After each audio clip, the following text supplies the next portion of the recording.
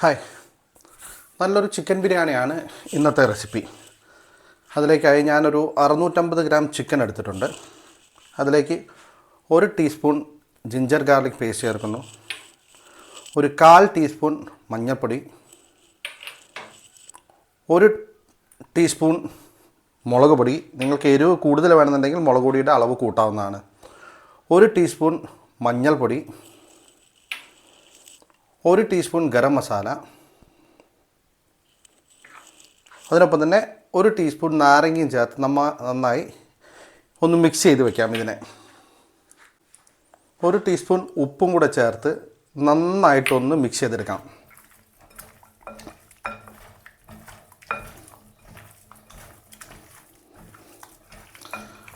നന്നായിട്ട് മിക്സ് ചെയ്തതിന് ശേഷം നമുക്കിതിനൊരു അരമണിക്കൂർ മറിനേറ്റ് ചെയ്യാൻ വേണ്ടി മാറ്റി വയ്ക്കാം.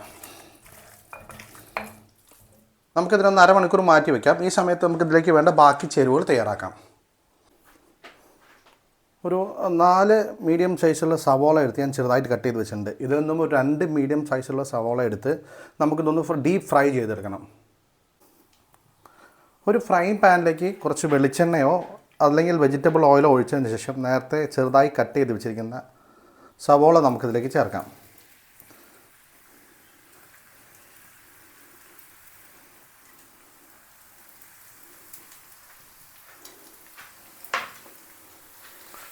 സവോള കുറച്ച് നേരം ഹൈ ഫ്ലെയിമിൽ വെച്ചതിന് ശേഷം ഒന്ന് ബ്രൗൺ കളർ ആയി തുടങ്ങും. നമുക്കൊരു മീഡിയം ഫ്ലെയിമിൽ വെച്ചിട്ട് നന്നായിട്ടൊന്ന് ഡീപ് ഫ്രൈ ചെയ്തെടുക്കാം.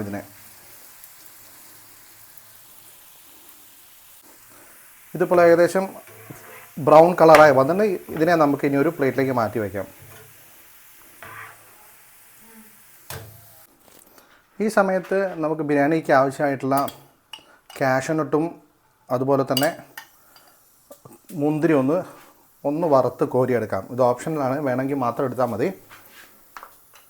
അതിനായിട്ട് ഞാനൊരു 2 സ്പൂൺ നെയ്യ് ചൂടാക്കിയിട്ടുണ്ട്. അതിലേക്ക് കുറച്ച് കാഷ്യൂനട്ടും അതുപോലെ കുറച്ച് ഉണക്കമുന്തിരിയും ചേർത്ത് നമുക്ക് നന്നായിട്ടൊന്ന് ഇതിനെ ഒന്ന് ചൂടാക്കിയെടുക്കാം. ഒന്ന് ലൈറ്റ് ബ്രൗൺ കളറായാൽ മതി. എന്നതിന് ശേഷം ഒന്ന് ബ്രൗൺ കളറായ ഉടനെ തന്നെ ഇതൊന്ന് വറുത്ത് കോരി മാറ്റി വയ്ക്കണം. അല്ലെങ്കിൽ ഞാൻ നെയ്യിലിരുന്നത് കരിഞ്ഞ് പോകാനുള്ള സാധ്യത കൂടുതലാണ്.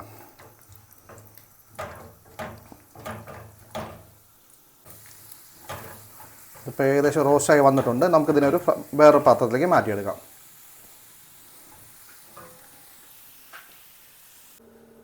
ഇനി ബിരിയാണിയുടെ റൈസ് നമുക്ക് തയ്യാറാക്കാം. അതിലേക്കായി ഒരു പാത്രത്തിലേക്ക് നമ്മൾ വെള്ളം ഒഴിച്ച് 2 രീതിയിൽ ചെയ്യാം. നിങ്ങൾക്ക് വെള്ളവും അരിയും അതിൻ്റെ പ്രൊപ്പോർഷൻ വെച്ച് നമുക്ക് ഒഴിക്കാം. 2 ഗ്ലാസ് അരിക്ക് 2 ഗ്ലാസ് വെള്ളം വെച്ചിട്ടും എടുക്കാം. അതല്ലെങ്കിൽ നിങ്ങൾ കുറച്ച് കൂടുതൽ വെള്ളത്തിൽ അരി വേവിച്ച് ഒരു 80% വേവിച്ചെടുത്ത് മാറ്റി വെച്ചതിന് ശേഷം ചെയ്യാം. ഞാൻ ചെയ്യുന്ന അരി വേവിച്ചെടുത്തിട്ട് എന്നതിന് ശേഷമാണ് ദമ്മിടുന്നത്. അപ്പോൾ ഞാനതിലേക്ക് ഒരു പാത്രത്തിലേക്ക് വെള്ളം ഒഴിച്ചിട്ടുണ്ട്. അതിലേക്ക് 2 കഷ്ണം പട്ട ചേർക്കുന്നുണ്ട്, ഒരു 3 ഏലക്കായ ചേർത്തിട്ടുണ്ട്, 4 ഗ്രാമ്പു ചേർത്തിട്ടുണ്ട്, 1/2 ടീസ്പൂൺ അളവിൽ നാരങ്ങ നീര് ചേർക്കുന്നുണ്ട്. നേരത്തെ ഉള്ളി ഫ്രൈ ചെയ്തെടുത്ത എണ്ണ അത് 1 ടേബിൾ സ്പൂൺ ചേർത്തിട്ടുണ്ട്. വറുത്തെടുത്ത ഉള്ളി 1 ടേബിൾ സ്പൂൺ ചേർത്തിട്ടുണ്ട്. ഒരു 1.25 ടീസ്പൂൺ അളവിൽ ഉപ്പും ചേർത്തിട്ടുണ്ട്. ഇതൊന്ന് നന്നായി തിളച്ച് വരുമ്പോൾ അരമണിക്കൂർ കുതിർത്തി വെച്ച് അത് ഡ്രെയിൻ ചെയ്തിട്ടുള്ള 3 കപ്പ് അരിയാണ് ഞാൻ എടുത്തിരിക്കുന്നത്. ബസ്മതി റൈസാണ്, ലോങ് ഗ്രെയിൻ റൈസാണ് എടുത്തിരിക്കുന്നത്. അതെടുത്ത് ഈ വെള്ളം ഒന്ന് തിളച്ച് വരുമ്പോൾ അതും കൂടി ചേർത്ത് നമുക്കൊരു 80% വേവിച്ചെടുക്കാം.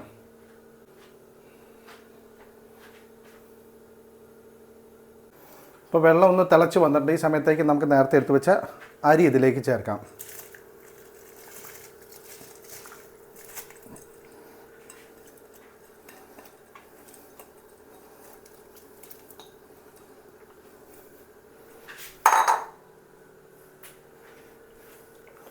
ഒന്ന് നന്നായി തിളച്ച് വരുന്നവരെ ഹൈ ഫ്ലെയിമിൽ ഇട്ടതിന് ശേഷം അത് കഴിഞ്ഞ് നമുക്ക് മീഡിയം ഫ്ലെയിമിലിട്ട് ഒന്ന് 80% വരെ ഒന്ന് വേവിച്ചെടുക്കാം. ഈ സമയത്ത് നമുക്ക് ചിക്കൻ റെഡിയാക്കാം. അതിലേക്ക് ഒരു കടായി ചൂടാക്കി അതിലേക്ക് നേരത്തെ വെച്ചിരുന്ന കട്ട് ചെയ്ത് വെച്ചിരിക്കുന്ന സവോള ചേർക്കാം.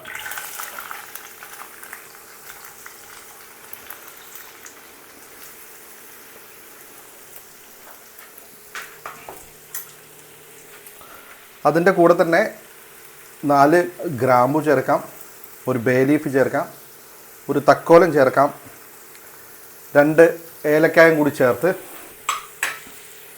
ഒരു ചെറിയ കഷ്ണം പട്ടയും കൂടി ചേർത്ത് നന്നായിട്ടൊന്ന്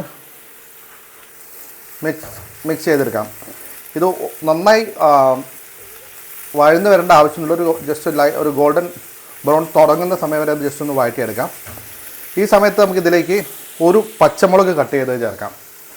ഒരു പച്ചമുളക് ചെറുതായി കട്ട് ചെയ്ത് ചേർക്കാം. ഒരു ടീസ്പൂൺ ജിഞ്ചർ ഗാർലിക് പേസ്റ്റും കൂടി ചേർക്കാം. ഒരു 1/2 ടീസ്പൂൺ അളവിലുള്ള ഉപ്പും കൂടി ചേർത്ത് ഇതൊന്ന് വഴറ്റിയെടുക്കാം.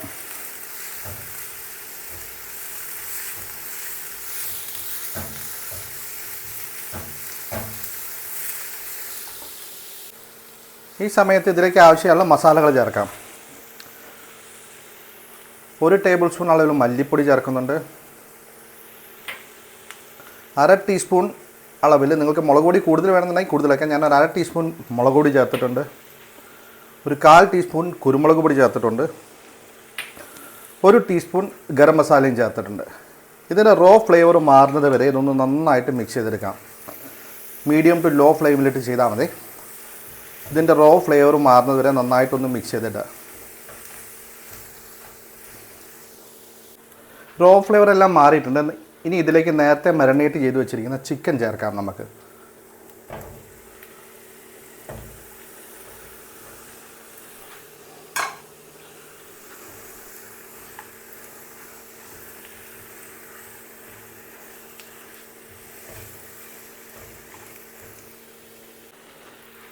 ഈ സമയത്ത് ഇതിലേക്ക് ഒരു 1/4 കപ്പ് വെള്ളം കൂടി ചേർത്ത് ഒരു മീഡിയം ടു ലോ ഫ്ലെയിമിലിട്ട് വെച്ച് നമുക്കൊന്ന് അടച്ച് വെച്ച് വേവിച്ചെടുക്കാം. 1/4 കപ്പ് ചൂടുവെള്ളമാണ് ഞാൻ ചേർക്കുന്നത്.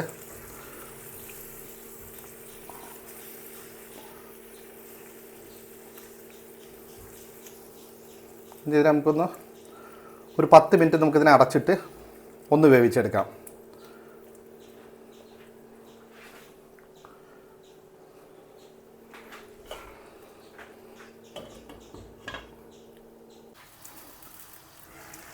ഇപ്പോൾ ചിക്കൻ വെന്തിട്ടുണ്ട്.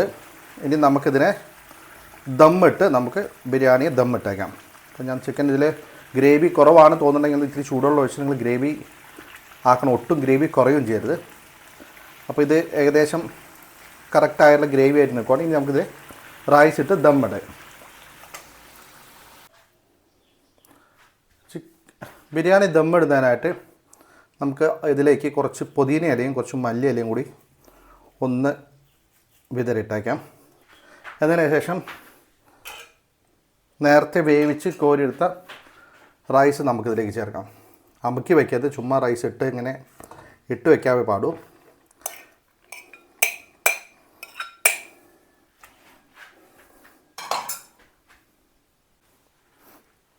എന്നതിന് ശേഷം ഈ ബിരിയാണിക്ക് ഒരു മഞ്ഞ കളർ കിട്ടുന്നതിന് വേണ്ടിയിട്ടായിട്ട് കുറച്ച് മഞ്ഞളിൽ കുറച്ച് പാലൊഴിച്ച് അതും കൂടി നമുക്കിതിലേക്ക് ചേർക്കാം.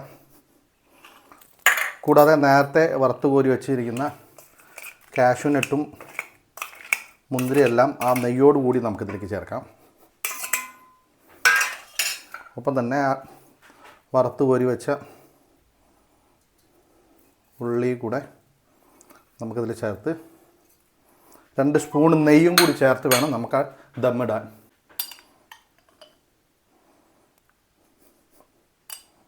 രണ്ട് സ്പൂൺ നെയ്യും കൂടി ചേർത്ത്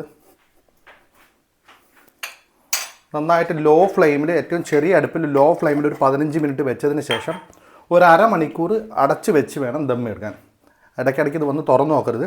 അരമണിക്കൂർ ദമ്മ് വെച്ച് വേണം നമ്മൾ, അരമണിക്കൂർ അടച്ച് വെച്ച് വേണം നമ്മൾ ദമ്മിടാൻ.